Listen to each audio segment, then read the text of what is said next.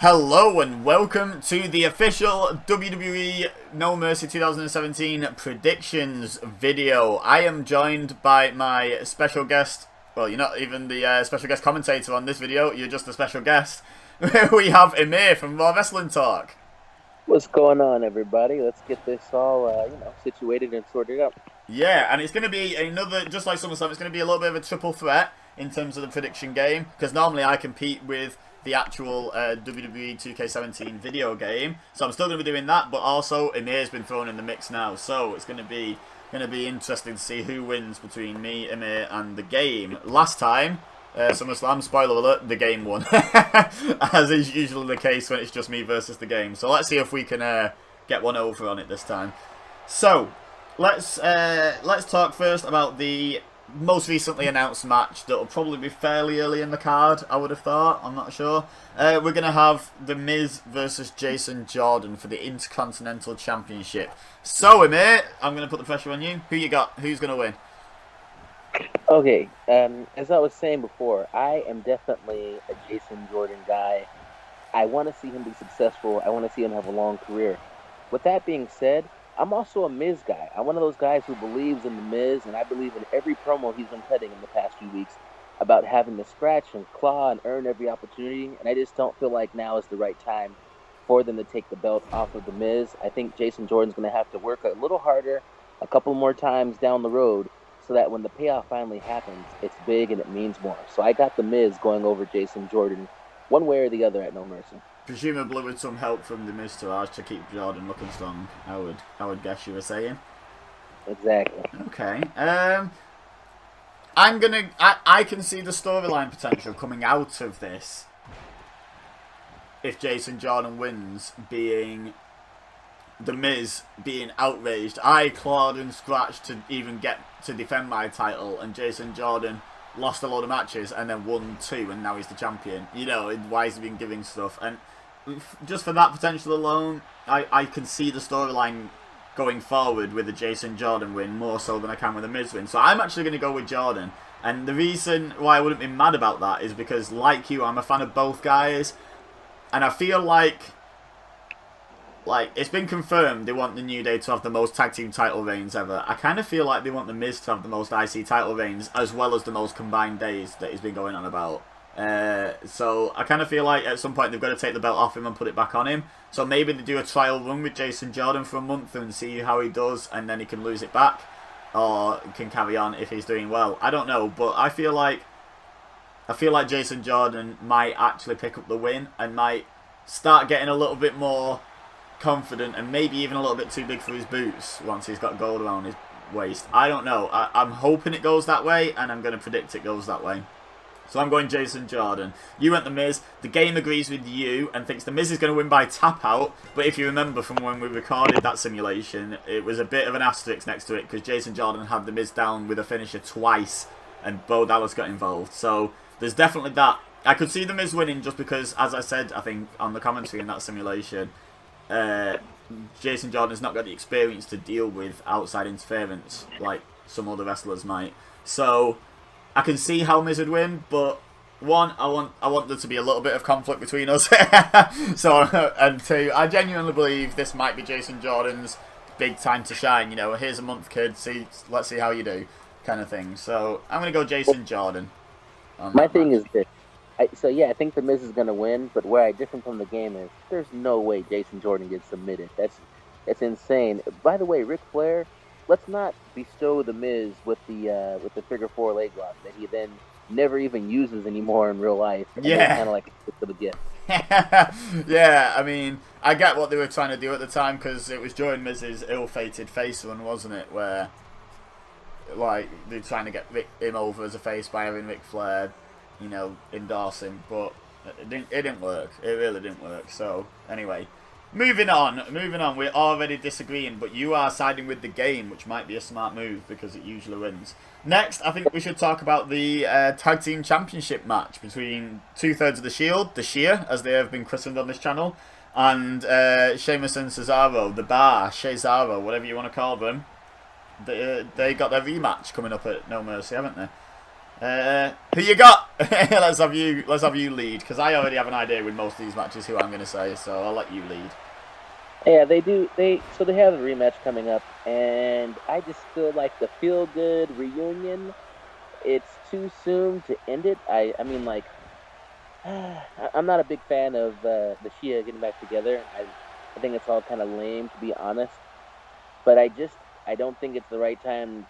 I don't think WWE is going to take the belts off them right now because I don't know. Maybe everybody else loves it or whatever. So I think that the Shield, if for no other reason than that the fans probably love seeing them back together, they walk out with those belts. It's interesting that you say that because I'm quite enjoying the Shield being back together, and well, 2/3 of it. It's not really a Shield reunion though, because Reigns isn't involved, which is interesting. But the other thing that I just think it's the first time in maybe over a year that Dean Ambrose has been interesting to watch, in my opinion. You know, I used to really like Dean Ambrose, and I really went sour on him basically from when he won the WWE title. That run was a bit uninspired, and nothing since has been that great, to be honest. You know. So I'm quite enjoying the Shield run myself. Not even just from a nostalgia run, just because Seth Rollins clearly wasn't going to be doing anything else. Dean Ambrose, you know, it got Seth Rollins out of a going nowhere feud with Bray Wyatt, so that was a good thing. Dean Ambrose is at his most interesting. Gave Sheamus and Cesaro some new, fresh challenges instead of facing the Hardy Boys for the millionth time. You know, I just generally approved of the story. But speaking of going forward with future challengers, who challenges either team coming out of this match? Because there's Gallows and Anderson that have been getting involved, but they've been losing constantly. They've been taking the pin constantly, so I don't see how they expect us to see them as a genuine threat to either team going forward. And then there's the Hardys, who have been sort of flirting with singles runs and not really being a tag team recently, like not being in many tag matches, more singles matches. You know, it's weird. I mean, I sort of kind of want to go with Sheamus and Cesaro just because that kind of extends the feud for another month, because they can then have a rematch at TLC, maybe in a ladder match or a TLC match or whatever, because that's the next Raw show, isn't it, TLC? So, yeah, I hadn't really decided on this one before we talked. I was sort of leaning towards Sheamus and Cesaro, but I think the more I think about it, I think it's the only way to prolong the feud logically, because if Cesaro, if they lose the titles to the Shield and then lose the rematch, they've not really got a claim of, well, we can beat these guys, give us one last shot, you know. Whereas I think if they trade the titles back and forth a couple of times, I think that gives the feud a bit of longevity, especially with a gimmick pay-per-view coming up. I feel like you're better off having an existing feud than a brand new feud trying to build towards a gimmick match. So I'm going to go Sheamus and Cesaro just to keep the feud going. So once again, I disagree with you and the game, because the game picked Dean Ambrose and Seth Rollins to win. So this isn't going to go well for me. I can see it already. This is not going to go well for me. I keep forgetting who the game picked. But just to answer your question before of like, okay, based on which one of these teams wins and what's next, and here's just a little bit of drama to add to the mix. This is what I'm going to say. I'm going to say Seth Rollins, Dean Ambrose, they win those belts. But after the match, they're exhausted. They have no energy left. And then they stand up to celebrate. And just as they stand up to celebrate, they get attacked from behind by the Authors of Pain. They get completely destroyed by the Authors of Pain, who are making their main roster debut. And all of a sudden, a new feud has been ignited. And who knows where we could go from there, because those guys can go. I will genuinely give you an extra free bonus point. Like, it's not a thing where you lose a point if they don't show up. I will give you a bonus point if AOP show up. That is a bold prediction. I like it, and they did quite well in a ladder match with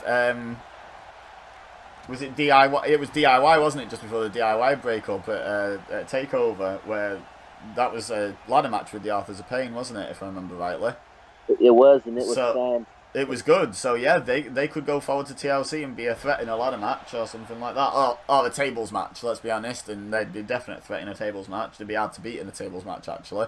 So interesting. Okay, I can get behind that. I'm gonna stick with Sheamus and Cesaro because that sounds too good for it to actually happen. But I'm gonna stick with my original prediction. But I can certainly see how I might potentially lose this quite badly. But I will give you a bonus point if that happens. I will definitely do that.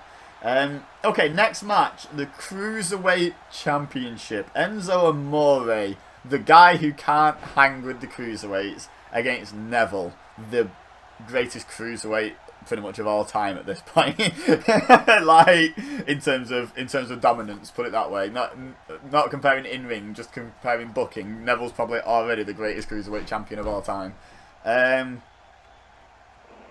Who you got? Here's a tough part for me. I am a guy. I've been an Enzo Amore guy. I mean, like when I go to the live shows or Monday Night Raw, I'm so excited to see him. I bought my wife every Enzo Amore shirt that exists. I own Enzo Amore shirts. Lately, I've been so annoyed with this guy. Every time he grabs the microphone, he just yaps on and on and on about absolutely nothing. And he freaking annoys me. And so I've been enjoying it. Anytime he gets the crap kicked out of him, I'm like, yeah, kick that guy's ass. That being said, I think in a lot of ways, WWE is still high on him because he does still have a lot of fans, and he's probably still selling a shit ton of merchandise. And I can see them putting the belt on him because the thing about Enzo Amore is he's a face, but he's also an asshole. So even though he's a face, he does a lot of heel stuff while he's wrestling. He's not afraid to break or bend the rules. So I think he's gonna do something. He's gonna do something slick, pull something sly perhaps, and I think he's gonna, sheepishly, not straight up, but he's gonna find a way somehow to eke out a victory against Neville, who's gonna be completely stunned that he just got pinned by Enzo Amore.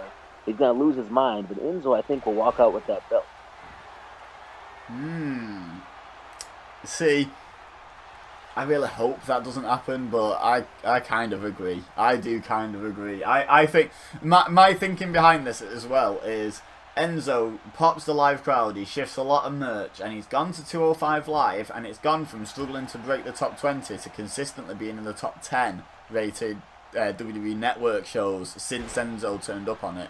So he obviously is over. He's obviously a bit of a draw. He might not be a Brock Lesnar draw, but he's a draw. And I feel like they might... I mean, the counter-argument is that Neville's seen all his tricks and might be prepared. That's sort of like the counter-argument, is Neville might be prepared for Enzo's cheating and might even out-cheat him, because if he can out-wrestle him, he can out-cheat him as well. He can out-maneuver him in terms of cheating. But I think I'm going to have to side with you on this one. I think I'm going to say I would be more surprised by Neville retaining, which is a sad state, but I would be more surprised if they don't put the belt on Enzo. So I'm going to go with Enzo to win as well. I don't know. I'm not completely confident either way on this match, but that's all three of us agree because the game picked Enzo, but the game picked Enzo pretty clean, just with a finisher 1, 2, 3 in the middle of the ring. That is not how this goes down. He's gonna have a handful of tights. He's gonna have his feet on the ropes. He's gonna, I don't know, he's gonna place a black hole on Neville's chest so he can't lift his shoulders. I don't know what he's gonna do. He's gonna do something that is untoward, and that's gonna be that. But yeah, I think we all agree on Neville losing the title to Enzo, which is sad. I will be so happy to be wrong in that, because like you, I liked Enzo when he first turned up. Now, I just really don't like him. And I don't know if they're doing this on purpose, because a lot of people seem to have soured on him. I don't know if this is like a slow burn heel turn. Like, because he's cheating, he's turning the fans against him, he's not, he's playing a heel character. He just still seems to get cheered by the majority of the crowd. It's strange. They're either going the slow burn heel turn, or they're trying to make a new micro Stone Cold where he's a bad guy that everyone cheers, or Eddie Guerrero. He's nowhere near the talent of either of those, but they're going along the same concept path potentially. Of here's a good guy. He doesn't care what he has to do to win, and you don't care. You'll still cheer him. That's might be the way they're going, or they might be going for the heel turn. Yeah, man. I saw that picture of that belt, that custom-made Cruiserweight Championship with the Enzo Amore leopard print all over it. And I thought to myself, damn it, WWE, all you see is dollar signs. There's no way a guy like Enzo can't even carry Neville's jockstrap. But it's not about that. It just comes down to the money. And where is the money at? Unfortunately, it's with Enzo Amore, and I would be very surprised if Neville, eked out a win, because it's kind of like you. Of course, Neville can beat Enzo Amore, just like everybody knew that Conor McGregor would lose to Floyd Mayweather. It's a no-brainer. So like that's why that can't be the outcome. It has to be the opposite because nobody. I mean, it's too easy to predict that he's going to win. Swerve for the sake of swerves, eh? Yeah, and the thing is, though, I want to take this moment to give a lot of credit to Neville. I love Neville, and I want to give a lot of credit to him because the fact that me and you are even slightly irritated about the direction that they're going with the Cruiserweight Championship is testament to what Neville's done for that belt. Because when 205 Live first came about, I didn't care. I enjoyed the Cruiserweight Classic. I watched some of it. I didn't watch all of it. But I enjoyed what I watched. And then when they were like, "Oh, we're doing a weekly show of it," I was like, "Fantastic! I won't be watching that." Like, I don't really care. There's no character development. It's just a lot of people doing flips, and I don't have time to watch things like Ring of Honor, so I don't have time to watch 205 Live. I don't have time to watch wrestling. I just watch my sports entertainment, quote unquote. And I'm happy. The most wrestling I get is when I watch NXT. That's as close to wrestling as I get because that's like the middle ground, isn't it? Where it's a load of wrestlers being taught to sports entertain. To be honest, that's what NXT has turned into. So the fact that he's even made us the internet as a whole, the fan base as a whole, care that Enzo's going to win this title is testament to how good Neville has been over over this calendar year. He has been so good. I agree 100%. Right, okay, on to the next match, which when we did our simulation was a fatal 4-way. It has since been turned into a fatal 5-way with the very surprising return of Bayley. I don't think anyone saw this coming. I didn't see any rumours or rumblings anywhere of Bayley coming back, and she's been injected into the women's title match. So it's now Emma, Nia Jax, Sasha Banks, and Bayley challenging Alexa Bliss for the Raw Women's Championship. Who you got? Bayley's time seems to be over because the fans are no longer on the Bayley train. Nobody wants a hug. Can I just jump in and say that is entirely creative's fault? Bayley on Raw is a completely different character to Bayley on NXT, and Bayley on NXT could do no wrong in the fans' eyes. And Bayley on Raw, they're already getting sick of her, and it's entirely creative's fault. It's not so much that she's a completely different character. They've put a mask on her and called her, La Luchadore. But they've changed enough about her character where she used to be happy, lovable, huggy, and all that good stuff. But she did not mind switching it on in the ring and getting a little bit into it in the ring. Now she seems like a bit of a socially anxious, scared to hurt anyone. I can't think what the correct term is, but like a delicate little flower almost, and it's like, how do you get behind a wrestler who's being portrayed as someone who's a bit scared to hit someone with a kendo stick in an Extreme Rules match? How do you get behind that? It's entirely creative's fault. But anyway, sorry, continue. I agree 100%.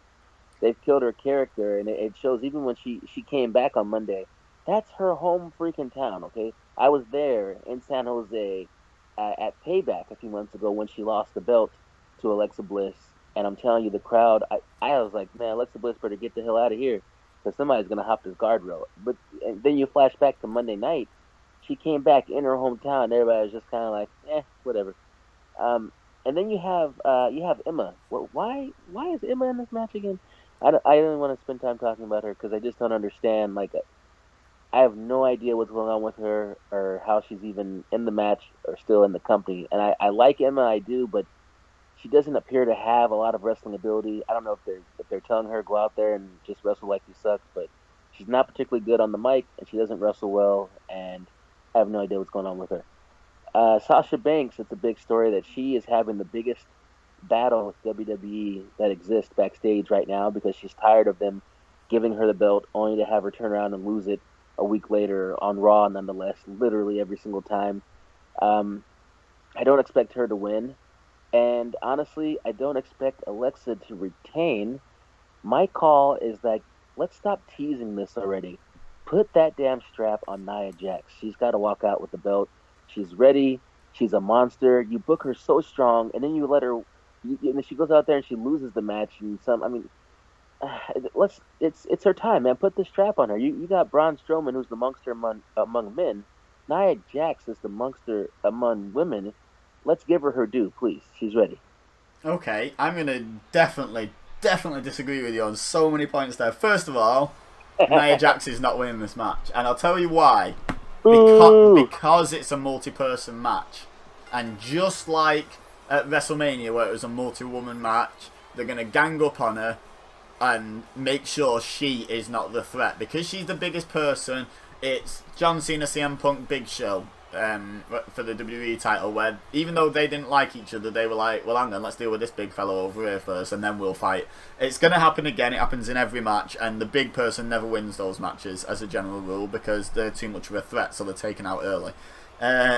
Also, I find it hard to believe that the booking's been done so well/badly by them that you genuinely believe Nia Jax is better equipped to be a champion than Emma. Because Emma's a great wrestler. We discussed this during the simulation on commentary. Emma is a fantastic wrestler. She and Paige started the Women's Revolution with an amazing match on NXT. And that wasn't all Paige. That was 50-50. Emma is amazing. And she's been booked awfully. And Nia Jax is mediocre in the ring and huge. And been booked strong.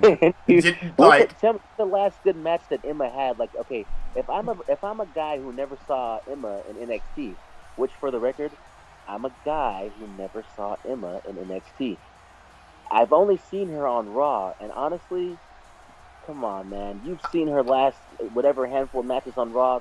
Nothing stellar there, nothing noteworthy. You could have fallen asleep through the whole match and not missed a thing. I understand that, but that isn't a reflection on Emma's abilities. That is a reflection on booking. That's all I'm saying, is the booking has been so twisted that people that haven't seen Emma in NXT genuinely believe she's a bad wrestler, which is amazing to me. So, you know, I am all on the give Emma a chance bandwagon. I don't think she's going to win. I'd love her to win, but I would be so surprised. You know, when we were talking about the SummerSlam main event and I said I have to go with Brock because I would be surprised by any of the other three winning? Well, I can't go with Emma because I would be genuinely jaw-dropped if she won the match. I would be happy, but I would be surprised. So I can't go with Emma, but I'm not going with Nia. I don't feel like this is Nia's match to win. Like you said with Bayley, the shine's off. She's not winning. And I think I was going to say, I was all the way through this going to say Alexa's going to retain, and I'll tell you my reasoning. But now I'm going to change my mind and say that Sasha's going to win.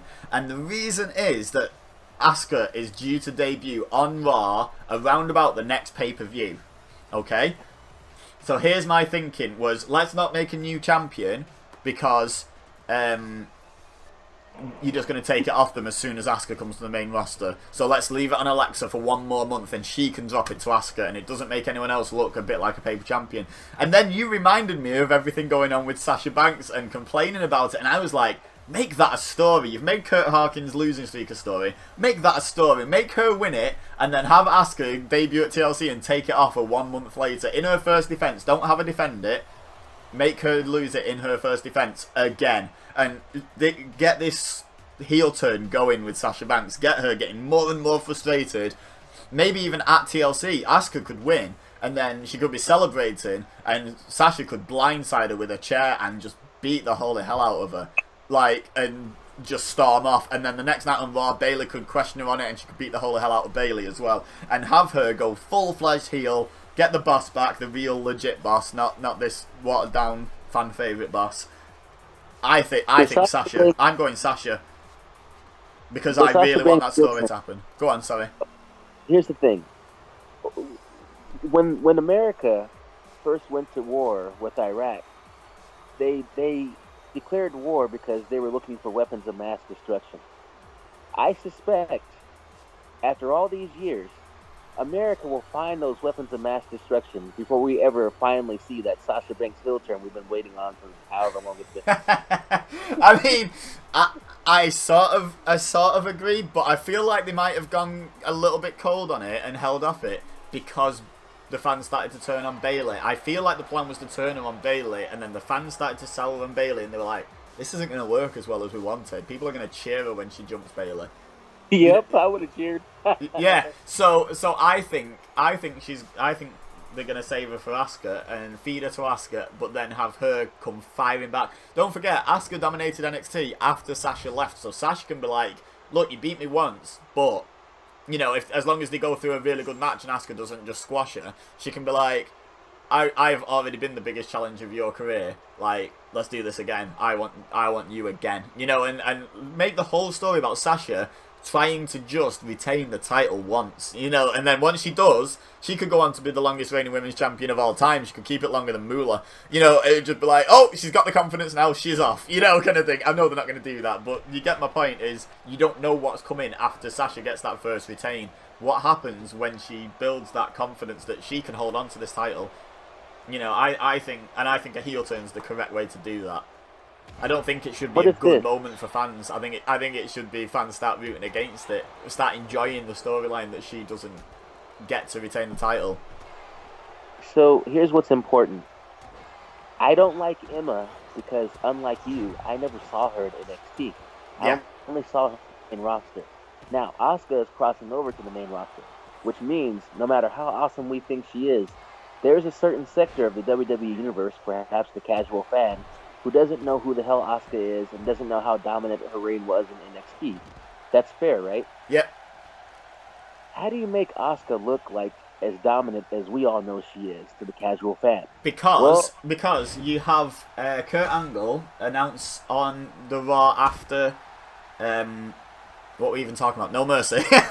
You have Kurt Angle announce that they signed Asuka. You've seen the video package saying that Asuka's coming. Part of the deal that enticed her was she would be first in line for a women's title shot, and then you build up that women's title shot without Asuka appearing on TV, just with video packages or even match replays, like match highlight packages of her tearing through everyone in NXT and explaining how dominant she was. 500 days as champion, you know, blah blah blah, undefeated in what 2.5 years she was there or whatever. She cannot be stopped, and you do it based on the same reason why they brought Goldberg in the first time and just told everyone, look, this is the man from WCW. You know, half of the WWE audience at that point had probably never watched WCW, but they told them he's the man. And I know they didn't handle him great, but they can make up for that. They can handle that. That was their handling, not the way they tried to do it, if that makes sense. Just saying to the fans, look at this guy, he's incredible, he's from somewhere else, can work. Oh, she is incredible, she's from NXT. Goldberg might not have been known by a lot of people for being in WCW, but WCW, like WWE, was still considered to be in like on the level of the big leagues. But where Asuka's coming from, she's coming from, you know, from small ball, considerably like it's the minor leagues. So if you have video packages of her beating all these people in NXT, well, I think that's great because I know NXT, the casual fans going, yeah, but she beat a bunch of nobodies. It doesn't compare to Raw. So, no, I completely disagree because you can show her beating Bayley for a start, and also when you think about the current women's roster, you've got Bayley, Alexa, Emma, Nia Jax, Sasha Banks, Charlotte, Becky Lynch, Natalya wrestled there. She didn't come from there, but she did wrestle in NXT. Most of the women come from NXT. That is just that is testament itself to the fact that she's going to be quality. And then you can say, look, she's the best of all of these. She's known in NXT as the most dominant one, so she's better than Sasha, she's better than Charlotte, she's better than Bayley.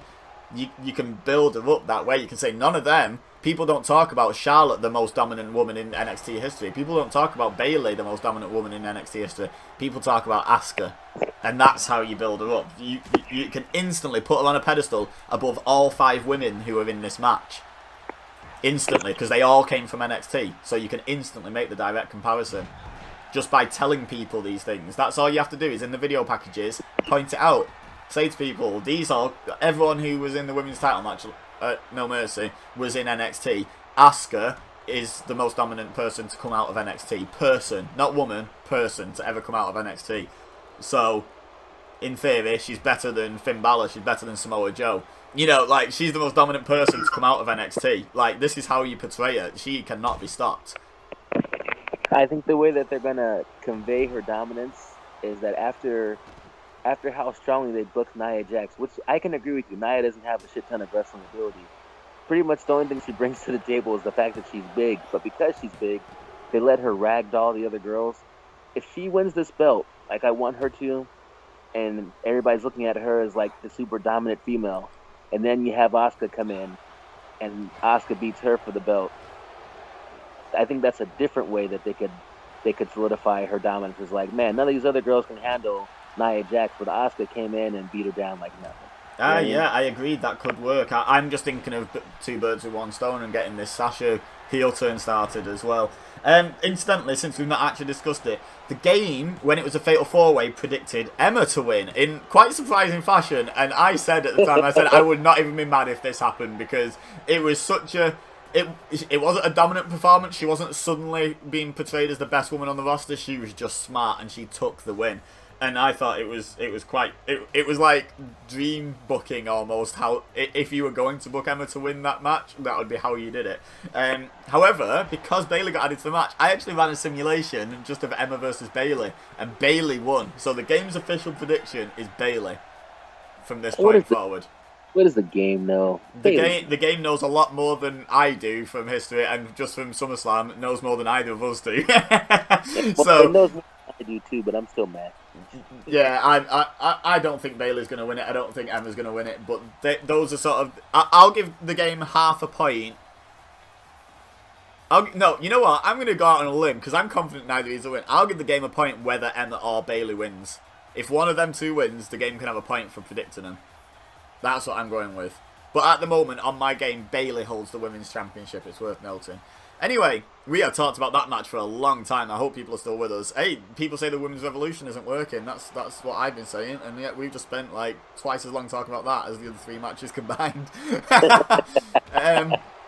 Right, Bray Wyatt versus non-demon Finn Balor. Who you got? This one's easy for me. Who you got? And I'm gonna be honest with you. I don't know if I could care less. I don't know why this. I mean, it's like it's just such a throwaway match. Why? It's just so these guys can just be on the pay-per-view. There's nothing to it. There's no reason, no purpose for it. It's not exciting. I'll be using the bathroom during this match, and that's coming from a guy who loves Bray Wyatt, and I love Finn Balor. I just don't like the idea of let's just throw them together for no apparent reason. But I did hear somewhere the reasoning potentially behind Finn Balor having all these nonsense feuds and nothing matches is they still have huge plans for him around the Universal title picture, but they already know where they're going to WrestleMania with the Universal title. And basically the reason why Finn Balor is treading water in the shallow end at the moment is because they don't want to feed him to Brock. They don't want him to lose to Brock. They want him to not be affected by this dominant rampage that Brock and Braun and Roman and even Samoa Joe to an extent have been on. You know, that main event scene. They don't want him caught up in it, so they're just keeping him away from it. But they don't obviously want to just take him off TV for a year, so they have to give him something to do, even though it's not great. I've heard that theory. I have two problems with it.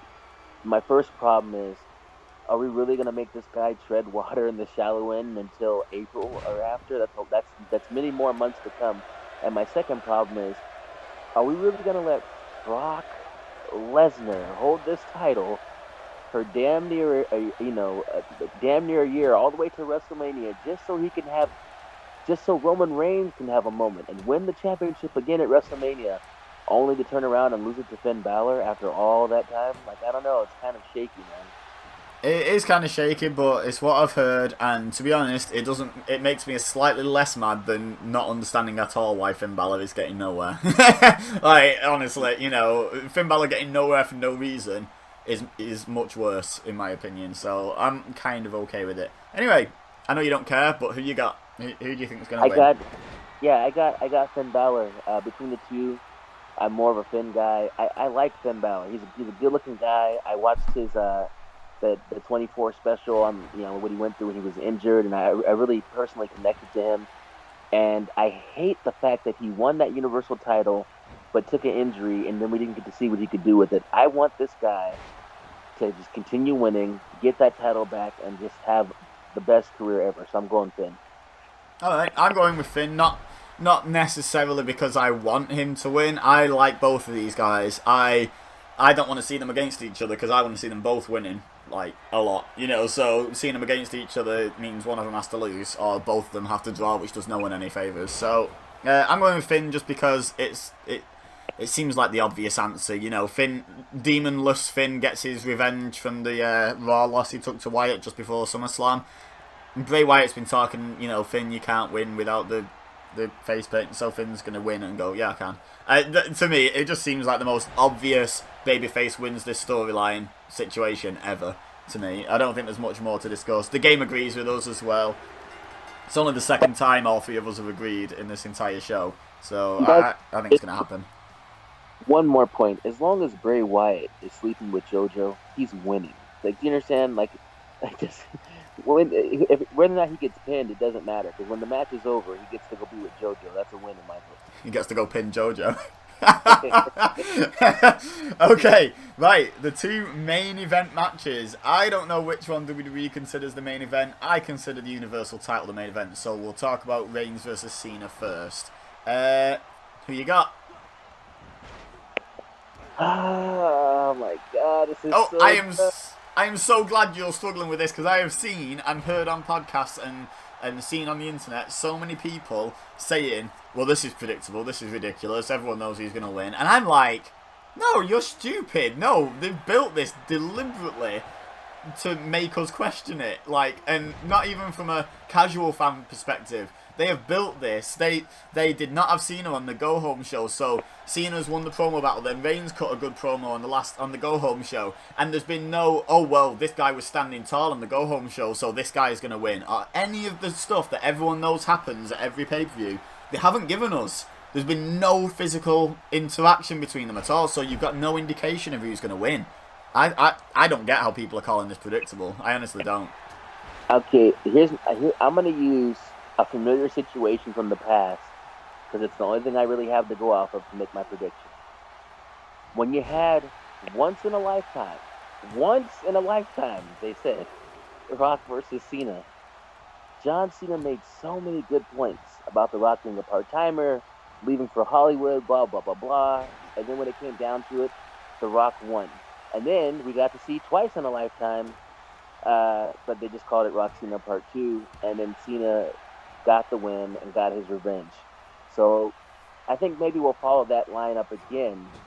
Only, you know, this time John Cena really is who The Rock was last time. I think Cena will walk away with the win the first time out, and I think it'll lead to a second matchup where Reigns will win the second time and get his redemption. I love how similarly we think sometimes, because that exact comparison has run through my mind when I've been thinking about what I was going to say in this video. Yeah, it's a really interesting way of looking at it, and the thing I thought that might make it even more interesting, what about, like, the Rock Cena thing, the rematch was for the WWE title. What if the Reigns Cena rematch is for the Universal title and would be Cena's 17th win? In order for it to be possible, that would mean Reigns wins the title at WrestleMania, which is theoretically what's supposed to happen, and then the rematch could happen a year from now at SummerSlam or something like that. But Reigns has got to win the first match too, is what I'm saying. No, Cena wins the first match, Reigns wins the title, then Cena goes, I beat you once, I want my 17th title, and Reigns wins. Heat. Oh, so you're saying, I thought you were saying Cena goes over Reigns for his 17th title. You're saying that Reigns retains the belt. No, I was just saying, what if it's for the belt and Cena doesn't win it? Oh my God. I mean, that's like, first of all, yes, that's awesome, because I don't even want this guy to freaking break the record. I mean, I hate that he's even tied up with Ric Flair, but then I also think, like, how long are they going to dangle it in front of his face? You know what I mean? Yeah, and they started talking about it, so it's going to happen. We know it's going to happen. They started talking about it when he was tying it. He's going to beat it. You know, like we know how much Vince McMahon wants his current guys to break records. He's going to beat it. And the thing is, I'm not even that mad about it. I would have been a few years ago, but now I feel like Cena is that guy that deserves it. Purely because the reason I'm not mad about it is because this isn't a disrespect to Ric Flair, but I am not a big Ric Flair guy purely because I wasn't around for his heyday. I am not from that era. I understand people from Ric Flair's era being offended by it, but I don't automatically go anywhere near Ric Flair in the greatest of all time conversation because I just haven't seen enough Ric Flair, to really offer a huge opinion on him. So I'm not massively mad about it. The other scenario I thought of, though, was what if they all involve Cena winning, by the way. I'm going to write it down. I'm going with Cena winning as well. The game went with Reigns. I might have said that too early because now I'm going to have to show it on screen and we might not be done talking about it by the time it goes off. But never mind, I'll figure it out in editing. But the other scenario I thought of, what if Cena wins, goes away, does his little Bumblebee movie, comes back and wins the titles, say, Royal Rumble. And I know it's not a good idea because I would hate it. But what if then they set up Rock Reigns to the same Cena Reigns to the exact same way as they set up Rock Cena to, which is with Reigns winning the Rumble and challenging Cena and taking the title from Cena at WrestleMania, or not do it through the Rumble? What if they just do it where it's like, I want my rematch, I want another shot at you, and Cena's like, alright, I'm game, and that's all they do, and the winner of the Royal Rumble goes for the WWE title. They could do that, but what if they actually switched to Reigns Cena for the title at WrestleMania and Reigns ended Cena's 17th and final reign as champion?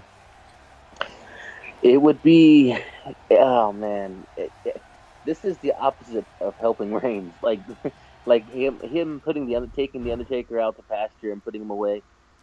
Everybody hated him for that. If they were trying to make people like Reigns, they did not accomplish that. And as much as people don't like Cena, anybody who's been paying attention realizes they don't like Reigns more. And so for that half of the crowd that says, let's go Cena, you let Roman Reigns take that belt off of John Cena, and then that was like his last hoorah and everything like that. So technically it'd be like the second wrestler that he put down.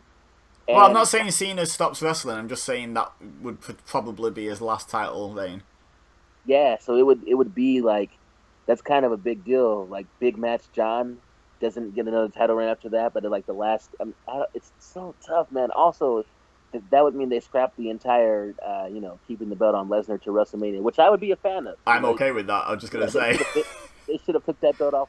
I mean, come on, what are we doing here? In that scenario, just for the record, in that scenario where they do the Reigns Cena 2 at this next WrestleMania and Cena wins the title at Royal Rumble, Cena should win the title at Royal Rumble from Braun Strowman in that situation, not from Brock Lesnar. Braun should win and Cena should come for revenge from what Braun did on Raw, not this last week, the week before, and say, you couldn't finish me off properly, I want a shot at your title, and build it that way. That's what should happen. It's not what I'm predicting to happen necessarily, we'll talk about that match when we get to it, but in that scenario, if I was fantasy booking that, I would have Cena beat Braun for the title, not Brock. I'm all for it. Your entire idea, I think it would generate so much heat that people's brains would explode, and for that reason, I'm for it, because it would be purely entertaining. It was interesting what you said about, if they're trying to make people like Reigns, they're not doing a very good job of it. I don't think they are anymore. I think they've fully embraced the fact that Reigns is basically a heel. And there's no indication to me that they're trying to make Reigns likable. They're not. I feel like they've taken our advice and people haven't realised it and are now being played by the WWE because you're booing Reigns and they want you to. I feel like they've just done a more subtle heel turn than they did with The Rock. The Rock came out as a face, everyone turned on him, and they massively turned him heel because the fans were already booing him. Reigns, they've just kind of slowly tweaked him a little bit. Was what Reigns did after retiring The Undertaker a face move? Yes or no? On the Raw after WrestleMania, was that a face move? No. He came out, he stood there and he smiled at the fans booing him for a good 5 minutes minimum. That was such a heel move. And then he went, it's my yard now, and put the mic down and walked out, and that was all he did.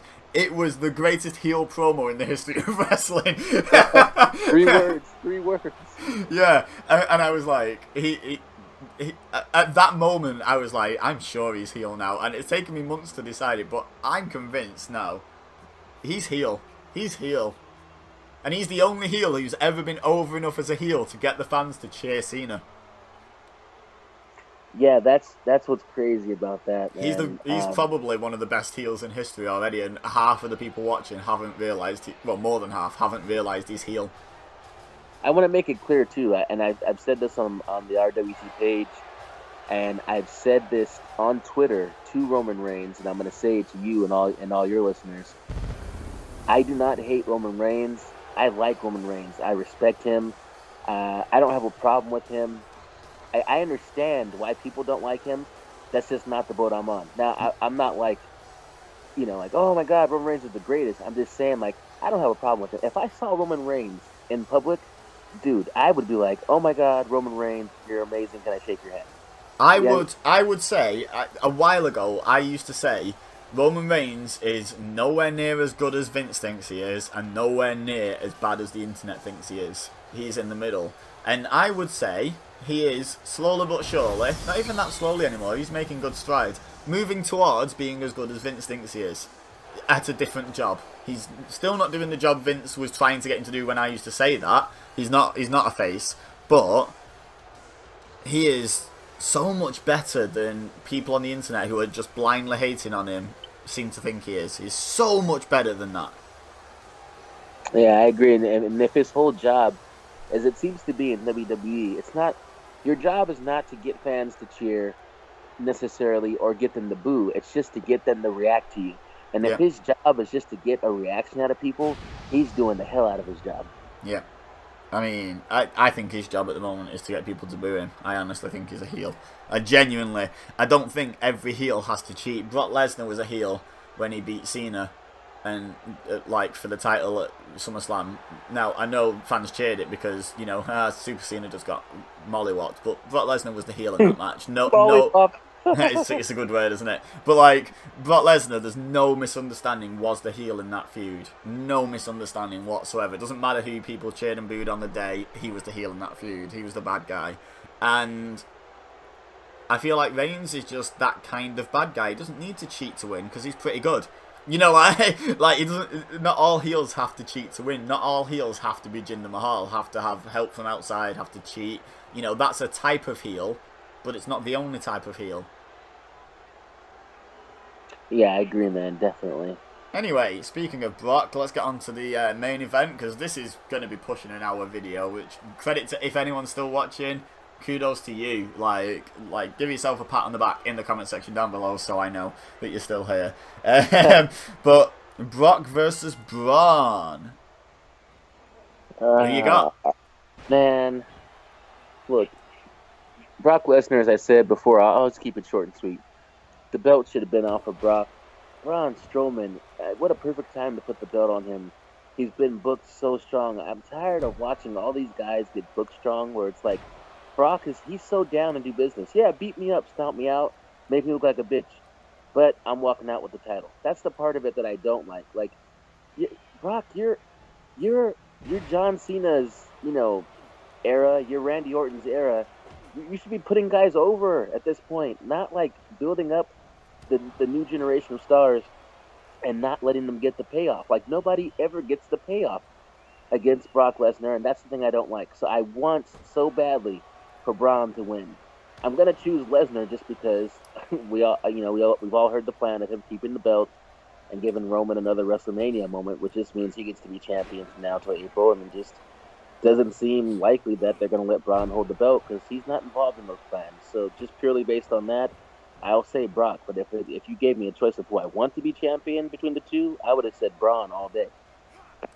Yeah, I mean, I'm going to say the same thing that I said before SummerSlam when we did our predictions for that, which is, I would be pleasantly surprised if Braun Strowman won. But the fact that I'd be surprised means I've got to go with Brock. I've got to predict Brock because I wouldn't be surprised if he won. I would be like, yep, saw that coming. Whereas if Braun won, I would mark out so hard. I agree that I would want Braun to win. I expect Brock to win. Not even just because I sort of differ from you in one way, which is I don't expect Brock to win because of the plans that might be going forward to WrestleMania. Because one, that's all rumour. It could be completely wrong. Dave Meltzer and all his kind are wrong as much as they're right, and it only takes one of them to say it, and then suddenly it's on every page, and it's like, well, it's been widely reported. It must be true. It's like, no, it all came from one source. So, you know, take it with a pinch of salt. I'm just going with Brock because I'd be surprised if Braun won. Like, that's genuinely it. My gut reaction, like, in my head, I played out Braun Strowman pinning Brock Lesnar for the title, and I would be surprised. I sort of disagree on the fact that you're saying Brock should be putting people over. Brock has already made Braun at SummerSlam. Brock made Braun. Braun did not need to win that match. Not to be made. He didn't make Reigns, and he didn't make Joe in that match, but he made Braun. Like, because he just, like, he didn't pin Braun, and he didn't ever get the upper hand, really, on Braun at all in that match. And he hasn't got the upper hand in this feud at all, really, which is another indicator that I would say that Brock wins, because Braun's won the feud, so Brock wins the match. You know, it's tried and tested, isn't it? It's what they do. Am I happy about it? No, I'm the biggest Braun mark there is. Everyone knows that if you're in any sort of Facebook group with me. You know, and from the... I can't remember which video it was where I was talking about let's have Braun enter at number 1 and single-handedly eliminate everyone, you know, in the Royal Rumble and stuff like that. I'm the biggest Braun mark there is. I think they should push this guy, like, to Hogan levels of push. Like, I don't care if the fans turn on him. Just turn him heel and carry on pushing him. You know, like, just push him. Just push. And by the way, I say turn him heel because fan reaction dictates Braun Strowman's pretty much face now. Like, everyone loves everything he does. Everyone supposedly still loves Enzo. Then when Braun attacks him, everyone cheers Braun. You know, like, Braun is the top face probably in the company at the moment, even though he's probably in Vince's mind a heel. You know, it's I don't know. I think Brock wins, but I want Braun to win everything. You know, that's just me. Yeah, you're right, man. What you say, I mean, when he attacked Enzo and the crowd starts chanting, "Thank you, Braun," it's like, wait a minute, it's Enzo being attacked here. What? How you doing? Like, yeah, you can't chant. Yeah, I thought that was a bit ridiculous because you can't chant "Thank you, Braun" when you were chanting along with Enzo's promo. You weren't booing Enzo before Braun came out. So you can't then say "Thank you, Braun." You can't, like it was seconds earlier. I mean, it's like you had no clue Braun was even coming out. You guys were all just chatting with Enzo. Bada boom, realest guy in the room, blah blah blah. And then Braun comes out, beats him up, and the crowd's like, "Oh yeah, thank you, Braun," because maybe just because Braun is that awesome. Yeah, he is that awesome, but, like, cheer it, yeah, I get that, but to chant "Thank you, Braun" for attacking someone you were literally just supporting seems really odd. Like, it just seems like they were just trying to be, like, funny, trying to be the centre of attention a little bit, you know, like, oh, make the segment about us. You know, we want WWE.com to report that the crowd chanted "Thank you, Braun." You know, it felt a bit like that. I don't know. Like a hijacking moment. Like the what? Like a hijacking moment where the crowd tries to attempt to hijack. Yeah, exactly. Yeah, it's sort of like why the Raw after WrestleMania annoys me a little bit now, because the fans have got into that mentality where it's about them now, and it's like, no, the Raw after WrestleMania used to be awesome because they do big moments and the crowd would be great. Now the crowd are trying to be great, and it just annoys me a little bit. You know, the crowd can try and take over too much sometimes, and I just think it's not. You're not the stars of the show. You're paying to be there. You're not being paid to be there. No one is watching No Mercy to see what the crowd do. You know what I mean? That's what it comes down to. No one really cares what you're doing. They might find it entertaining in the moment, but no one's paying for the WWE network to watch the crowd. Yeah, exactly. Yeah, totally. I think in the course of this video, between me calling people stupid for saying Reigns Cena's predictable, and I think he had a go at the internet somewhere else, and I've just had a go at the live crowd. I think I just fully turned heel in this video. I just CM Punk pipe bomb the whole internet wrestling community. I apologise, sort of, for that, but not really, because I stand by what I said. But yeah, I think the game predicted Brock, by the way. I completely forgot to throw it in, so we're all siding with Brock. That's 3 matches that we all agree on. Me and you agree on a further 1, match that the game disagrees with us on, and then there's one match that none of us agree on, which is the women's match, and then you agree with the game on 2 that I disagreed with both of you on. So this will be interesting. There's a lot of mixing up of predictions and who agrees with who, so I think it'll be fun to see who came out on top when the dust has settled from No Mercy.